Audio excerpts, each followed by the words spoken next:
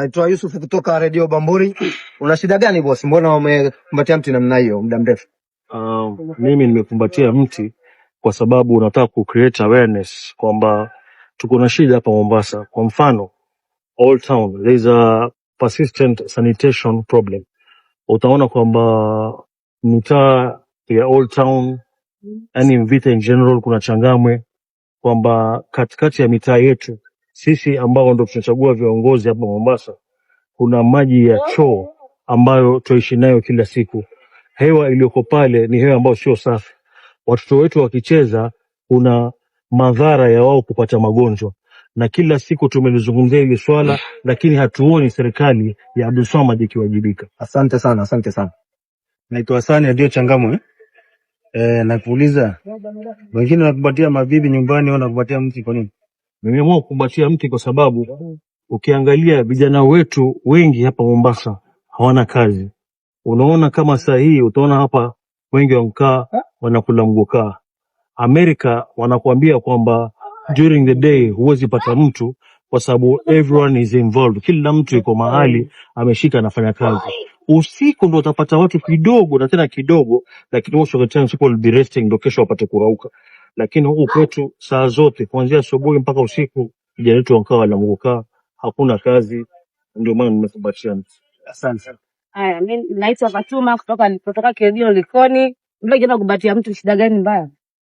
Mimi nakumbatia mti kwa sababu kuna wakati hapa Mombasa tulikuwa tumeahidiwa kwamba tutapata maji safi. There will be what we call desalination, kwamba maji kama ni ya chumvi itatolewa, ile chumvi itakuwa purified so that all of us are able to access good, clean, pure water. Lakini mpaka leo maji leo ni yale ya bahari, maji tunakunywa na ile maji ya chumvi, lakini viongozi wanakunywa Dasani, wanakunywa Keringet, na sisi ndio tuliwachagua. Maji yanayokunywa yananunuliwa na pesa zetu sisi. Sisi tunaona maji ya chumvi, wao wanakula Keringet.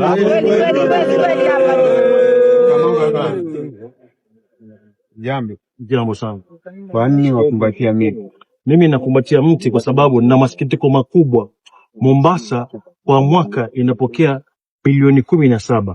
17 billion. 17 billion ni milioni 17,000. 17,000 million ndio pesa ambayo Mombasa inapokea.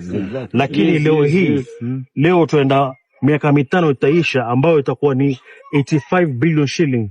Na tuoni hiyo pesa imeenda wapi? Mimi nitafuta tu Mombasa. Kazi kubwa tunaona Mombasa ifanyika ni tukuwekewa glopu za taa barabarani peke yake. Hatuoni hiyo pesa ienda wapi?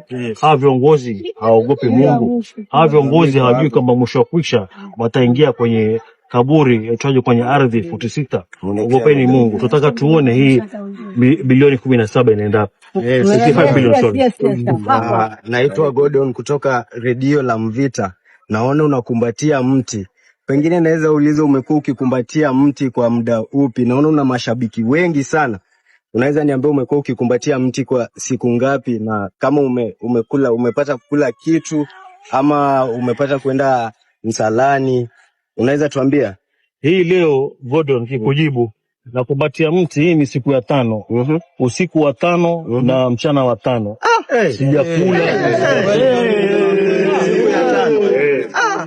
Na yote hii ni kwa sababu siku zinawadia, siku muda unayoyoma. Sasa tushaingia mwaka 2026. Bado miezi 17 tufikie kura. Na waomba watu wa Mombasa choose wisely. Choose wisely. So umeamua kufunga? Nimeamua kufunga, hakuna kula, hakuna kunywa. Siku 5. Mbona naona umenona? Naona umenona jamani. Na huu ni mwili wangu ninazaliwa hivi. Mimi tangu nizaliwe nimezaliwa nikiwa mnene mpaka sasa hivi. Lakini mimi sijakula, sijakunywa. Na hii ni siku ya 5. Nakubali. Kazi safi. Asante. Na mkanichangia lakini. Changia pesa.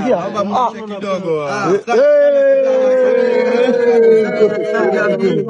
Kijana saidike bwana. Saidike wewe.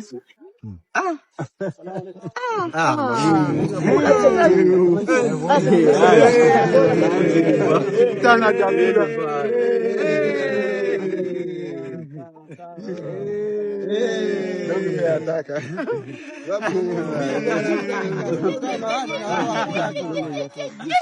Sawa.